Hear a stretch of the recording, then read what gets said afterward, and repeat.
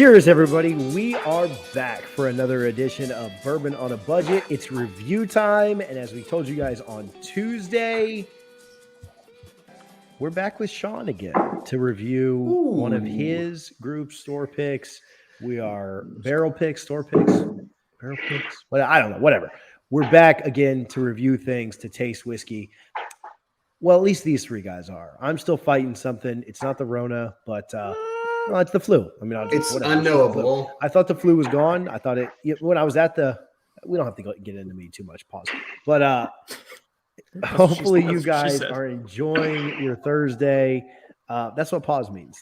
That's the new way of saying that's what she said. So TJ Pinger, Brendan Sinone, Ben Cock, and myself. Carl Hungus,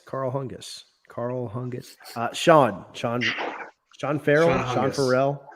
Sean Farrell. I know. I just want to see you get mad at me.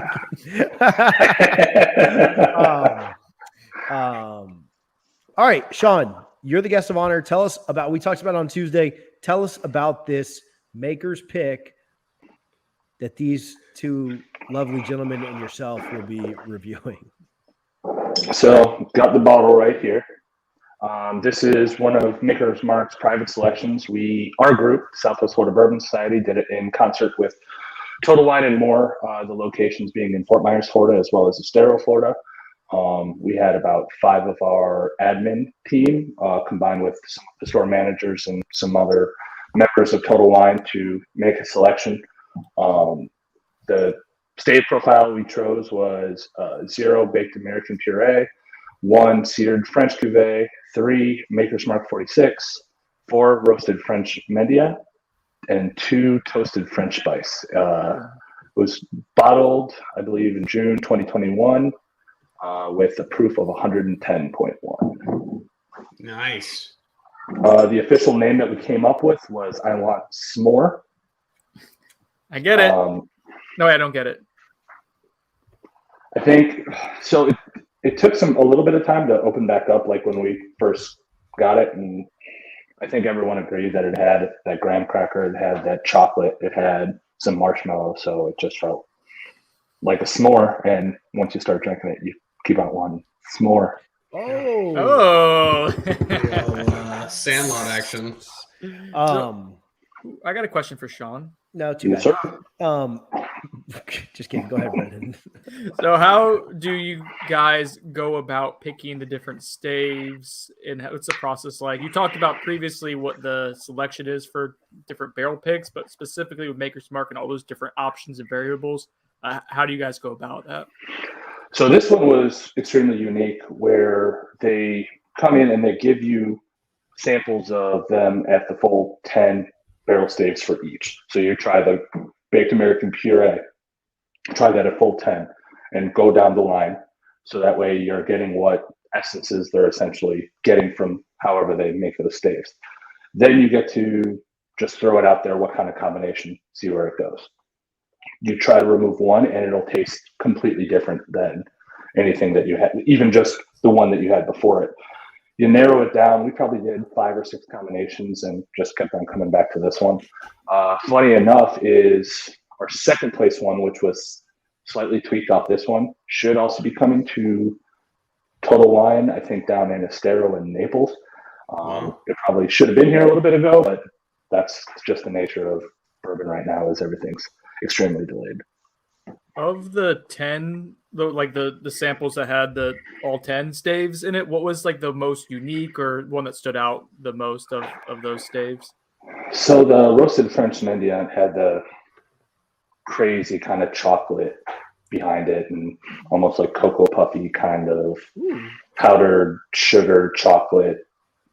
And so that one, I think we knew that we wanted to try to enhance the most and see where throwing something else different in there would come out with. And everyone had a sweet tooth that night, so I think that's why this one won. Throw the bottle up on the screen again. I'm going to solo you for those watching.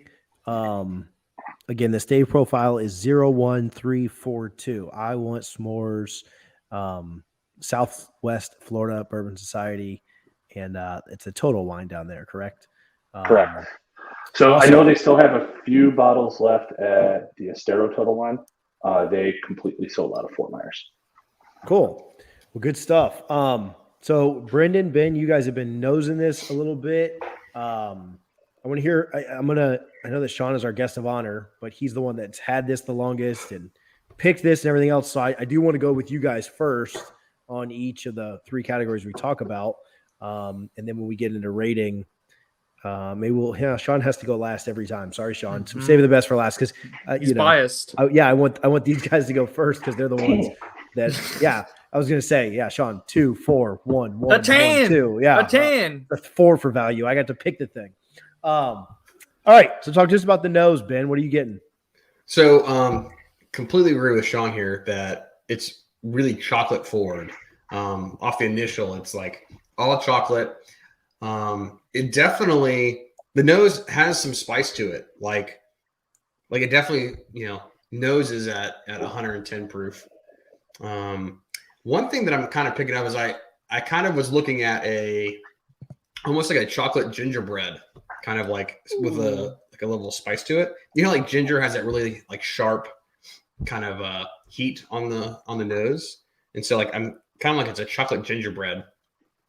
And the more I've let it sit, I almost get like slight fruit at the end, like red berries or like strawberry, kind of way at the end.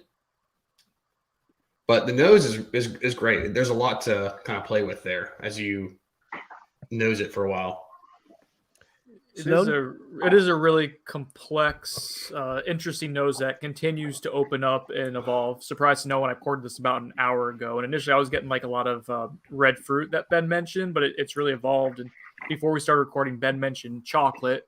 And that's been pretty solid at this point. Like I think like a milk chocolate is there, which would go to the whole s'more motif, right? But also one of the big notes I was getting was like this super sweet bready forward flavor too, which would make sense with it being Makers and it being weeded. And now once we say s'more, like I can't get graham cracker out of my brain. So there's a level of complexity, there's a little toasty note to this as well. It's very, very, very, very pleasant, which I would expect from a Maker's Stave pick, and then having Southwest Florida Bourbon Society pick it. I'm going to kiss your ass right now, Sean, Carl, Huggus, because you're here. Not phrasing. No, it's really good. Sean, we've talked about this a lot on the show, and I don't know if the notes you get are much different than they are. I'll let you kind of go with it, but if not, I don't want you to just kind of repeat the same things they've said. But like we've talked a lot about this on the show, how the power of suggestion is so real, right? And so did you guys taste this and then like come up with the name? Did you kind of know that because you went with the French mocha that was going to be chocolatey, so you knew it was like a chocolate-based dessert, you wanted to name it up? So like how did it get there? Because you could name this, you could name a lot, and not this because I'm not the one smelling and going to eventually drink it, but like you could name a lot of whiskeys, a lot of different things, and like that power of suggestion is so real that a lot of times people will be like, oh yeah, I get that too. Like we'll be tasting something and Ben will go like dark cherries, and both Brendan and I will go, oh yeah, I'm getting that too. So anyway, talk to us about that. So that's funny that you mentioned that. So nowadays we don't talk during a lot of the first portions of when we're doing our barrel selections. A lot of times we're going to take our own notes so that we're not going to influence on another one way or another. If you're getting certain notes that you like, certain notes that aren't compatible to what people really like. So I know I was scared when I first opened this, when it finally came out, because it was a good 5-6 months, because I think this just came out in mid-November. That red fruit was just almost overpowering on it. And I'm like, well, we named it I Want S'mores, but it tastes like cherry jubilee, or like I'm not finding as much of the chocolate. But then when it finally opened up, it definitely got more of the chocolate. Now we did think that there was a lot of chocolate in it, obviously, because taking that stave profile. But I didn't think we were trying to necessarily push people into the persuasion of it being marshmallow, graham cracker, chocolate. But when we all tasted it, everyone was in agreement that that's the best explanation of what it was, and to give it that little bit of a marketing charm that you kind of want. Yeah, no, that's awesome.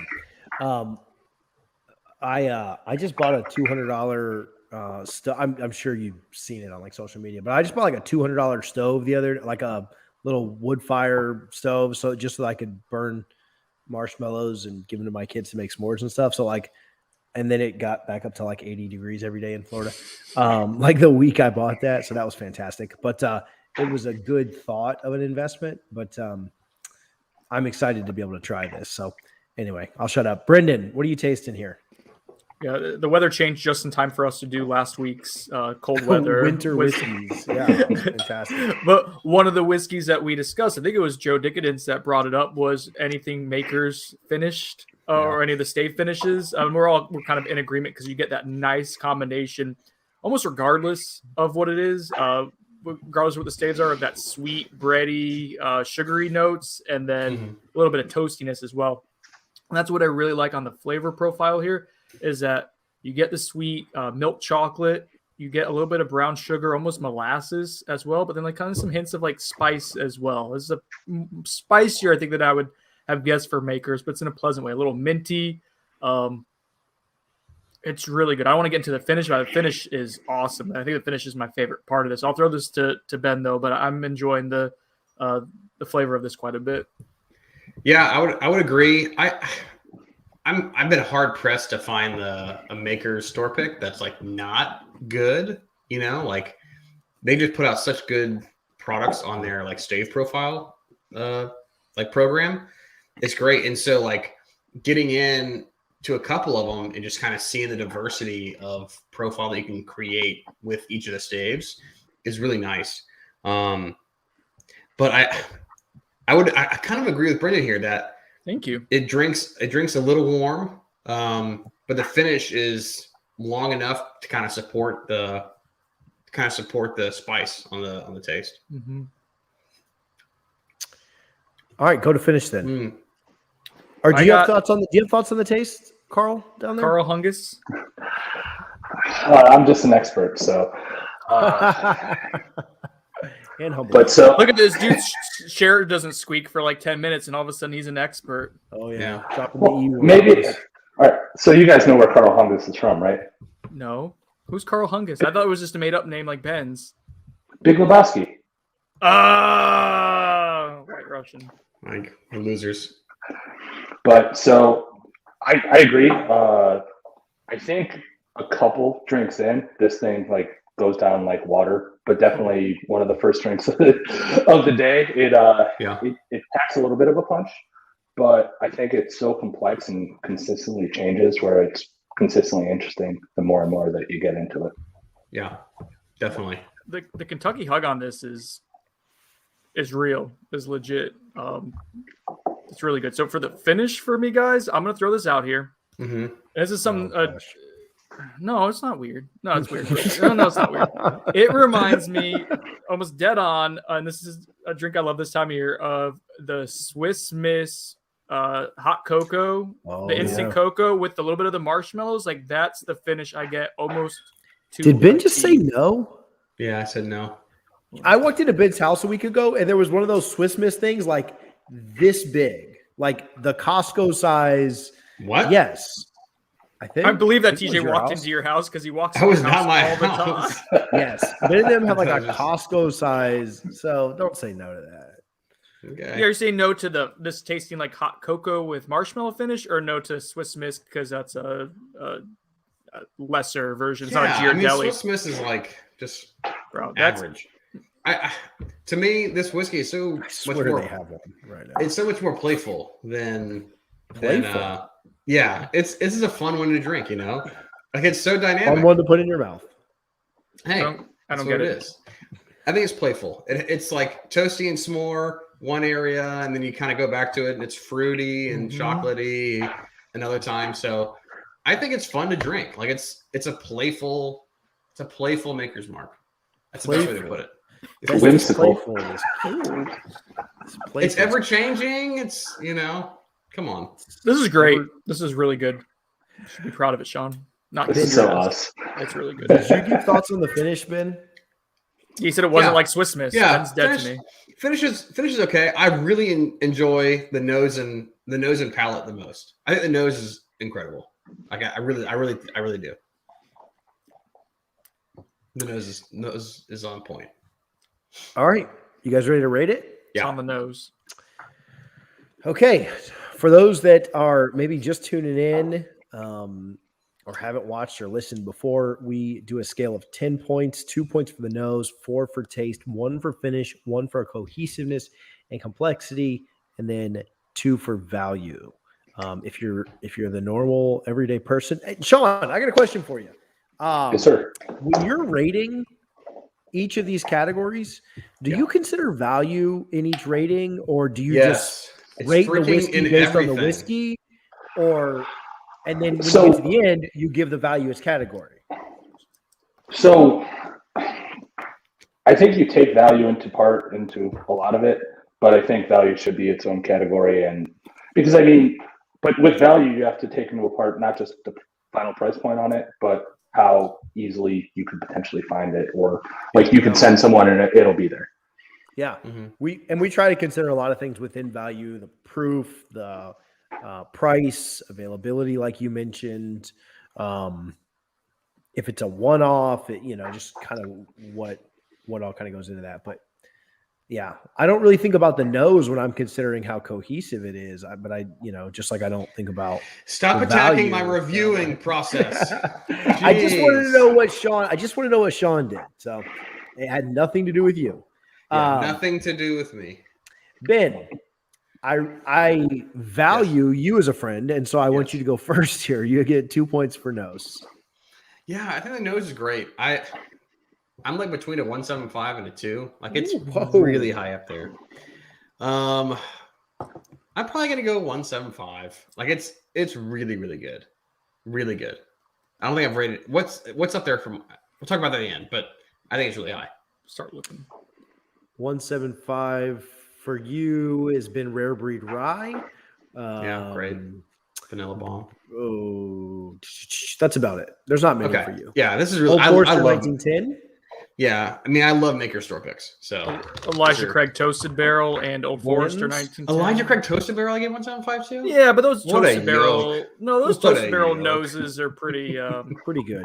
Yeah, pretty good. Brendan, that one. I was between a 1.5 and 1.75. It's very good to great. I'll go 1.75. I think great is reasonable for this. It's a great nose. Really, really great. Sean, I'll go 1.5. I'm probably the harshest critic on our stuff, but this is one of the better ones, I think. And like you guys said, the Maker's Mark private selection profiles are just amazing. Like their annual releases and are just always top notch. And when this first came out, I went straight across the board, and the nose I think on this was one of the better. But you always think you could find something better out there. So yeah. 4 points for taste. Brendan, you go first this time. Let's see. It's really good. I like that there's a lot of complexity to it, which I know it's its own category, but kind of folds into the taste there. I think I'm gonna go with a 3 on this. I really like it. I like that there's multiple layers to it. I like that it kind of changes consistently throughout the dram. It's really good. 3. The dram. Oh, I'm sorry, Ben. What would you call it? We just reviewed Midwinter Night Dram every freaking week for like a month and a half straight. I'm sorry, the dram's in my mind. Ben. Jeez. I give this dram a 3. Dram roll, please. I'll give it a 3. Ooh, that's pretty good. Sean. I'll give it dram. Thank you. I'll go. I think 3 across the board hits it. It's really like just how many different flavors it hits, and it could just change on a dime. Like you have one sip, and then the next one it's completely different. And something that changes always piques the interest. So I think 3 is appropriate. Yeah. For finish, Ben, you can start us out on this one. Out of 1. Yeah. I think Brendan is way more into this finish than I am. So I'm going to go 0.25 here. It's not amazing. Whoa. Yeah. Wow. Just is. 0.25. Wow, Brendan. I'm still counting how long it's going as the flavor's still there as it That's what she finishes. said. I'm gonna get 7 seconds. That's what you said. Which is also reminiscent of my college days. Let's see. I'll go 0.75. Ben's dead to me. Wow. Bold move, Cotton. Fun. I think 0.75 is the number. I think it's got a nice, long, well-rounded finish, and it's not offensive anywhere the whole entire time. Wheated tends to do that. Like you don't really have anything offensive unless it's overly young, and these aren't young, so. It is good. It's a great, yeah. This is a great finish. Honey, it's got honey on it. Don't call me honey. I'll let Sean go first on this one because I don't think there's a lot of kind of potential influence or whatever for cohesiveness and complexity. You get 1 point there. I'm going 0.75. I think, like I said earlier, just how it consistently changes, that just shows how complex it is. And when you have a red fruit mixed with marshmallow, chocolate, and you get some caramel, you get some bready notes, but it all seems to go together in a natural kind of setting. Brendan? 0.75 for almost exactly the exact same reasons why Sean laid out, so I won't add any more to that. Maybe I shouldn't have let him go first because Brendan just copied. And Ben? 1 for me. Woo! That's right. I'm a homer, dude. Ben I freaking love Maker Store picks. Massive homer. Love Maker Store picks. So going into value, Ben has a 6, Brendan has a 6.25, and Sean as well has a 6. So really close. So different routes to get there, but we all ended up at around the same place. Values out of 2. This is what's the MSRP on these? They all seem to be right around the same. 69, nice. $70 probably. See, I think Total Wine though has them at 75. But if you have the app, every month they allow you to take 15% off. Spirits Direct, which this would fall under because they chose it, so it knocks it down to it's like $64. Okay. So we're talking 65 to 75 bucks. We'll call it 70. We'll give you guys some grace on this. You could only get it at the Total Wines, correct? It was no this pick, yes. Okay. So considering that kind of price, a good proof, this I do think, as my wife has gone in and out of Hi, Kara. 15 times while we record this. This I don't know what we're talking about. You know, it's in and out We're of talking my price bedroom point. the other We're talking night. price TJ, point. never mind. Oh man, no, I don't want to know. The availability of this at is all. only at Total Wines, but there are store picks of makers that you can pick up. There are At that's similar kind of the price idea. points. You Probably could not get this exact bottle unless you just happen to be in the area and you run out and get it right now.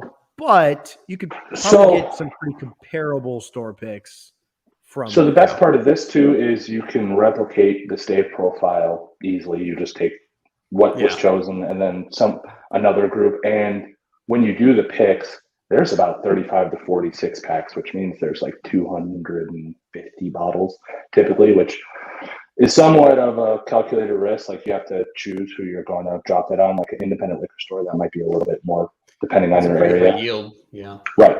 So it's probably more available than a lot of other barrel picks, but it also has a little bit of higher price than some of the other ones as well. Yeah. So how you rating this, Ben? Out of 2. Ooh, I love these, man. The problem is if these were $60, the $59.99, I would be all freaking over this. But there's not a whole lot of other bourbons that are this price point on store picks, like other than an Angel's Envy cask, a barrel kind of pick. So you're competing with all of those. I wish I was competing with like Peerless. This would be like one and done. It'd be so easy with Peerless. What's the price on Peerless? Peerless is usually $60 for a bourbon. The rye is more expensive, but bourbon. So I'm probably going to go 1.5 here because I think it's such a clutch, easy take that it's going to be good. Like if you're going to gift a bottle at $75, I don't see there being a better bottle for $75. That's like a store pick and that you got to guarantee it's going to be good because they're always great. Want me to go? Brendan, over to you. I'll pass it to you, Brendan. Thanks for being on the show. This is gonna be like our 100th episode. We'll figure it out Jeez, eventually. What a dingus. I don't know where I was. So at the starting point, it's at least a 1. So we're gonna have 2 points. Like it is at the very least, like the price. If you pay $70 or so for this for a bottle of bourbon, you're expecting a level of quality in this range. So it's at least that. And then you factor in, I think, the complexity to this, like the fact that it's not just good, but like I'm sure if you add some water to it, depending on like what other meals you had beforehand, like this thing's going to change a ton. So I'm going to give it a little bit more of a bump for it because I think it's an ever changing bourbon based on what we've experienced here. I'm going to go 1.5. I basically just said the same thing Ben did. Yeah, let me guess. We're the same. Slightly. Moving on. Listen up, Charlie. What's wild though is you guys both had this around the same score last week with the Taconic, and your values were at a 0.75 and a 1. So This is better than Sean to me. I mean, because you gave it the same score going into. Yeah. Well, no, your score is a little different. Brendan's was the same. Yeah. So I rebuke myself for your criticism, and I applaud myself for Brendan's. Okay, that's valid. That's valid. Never mind. I won't go off on a tangent. It's really hard to find. You can find a good maker's store pick. Oh, that's what I meant to tell you. I meant to send you guys this picture, but it was right before my flight. Wow, this is great for podcast material. We're gonna send Look you at a this. picture. There was like a billion of them. They were the maple finish, like right there at the little liquor store. Yes, the cast strength, right at the liquor store there in North Carolina at my office. Well, so maybe we should grab, like, have. Yeah, did you grab one? No, I didn't. I've got a full there you bottle go. of it. I didn't think it was One of worth my flying. favorite. Oh, that's great. It's one of the favorite bottles I've had this year. Well, if I had known that, the value would have been higher. Anyway, sorry, Sean. I'm giving it a 1.25. I think of this in terms of just barrel picks. I, like previously said, I haven't found a bad Maker's Mark private selection. But then if you're going into a store that has multiple selections that are available, I don't know because of the price point if it's going to be my first choice. So it's going to be skewed down a little bit, but I know if I do grab it, I know I'm going to be satisfied with it. So I think it's above average, but it's that price point sort of sticks to me a little bit. Yeah. That takes our final scores. Ben with a 7.5, Brendan with a 7.75, and Sean with a 7.25. Average there is a 7.5. That's which means technically big boy. Brimstone's on there. Brimstone. You just erased Brimstone. Brimstone was amazing. I don't know about that. I was. Yeah. Sean, have you ever tried Brimstone? Would you be open to trying it? All right, we'll send you a Samsung. It's like college. I'll try it once. Yeah. That's an appealing name. Hey-o. All right. All right. Any closing thoughts before we get out of here? Nope. Great Great. job. Great job, Sean. Great. We did Actually, it, guys. Appreciate you guys. Really nicely done. Thank you for joining us. Sean, thanks for hanging out. You guys, if you're in the area, go pick up a bottle of this. If you still can. I don't even know if they still have it or not by the time this airs. Could be Mine's sold already out. gone. If So there's some Word's more already left. spreading. There could be more heading your guys' way. I got a stockpile, so Yes. Makers, baby. I appreciate you guys letting me back on. I thought after Squeaky Chair incident I'd be banned for life. So Yep. You almost were, but It's a redemption. If you give us free whiskey, you're back on. there's some people that could give us more free whiskey and we would say no to it. But Sean is not one of those, just for what it's worth. For Give us myself, free whiskey. I'm not taking your bait. Ben, Brendan, and Sean, this is Bourbon on a Budget. Myself. Cheers. This is Bourbon on a Budget.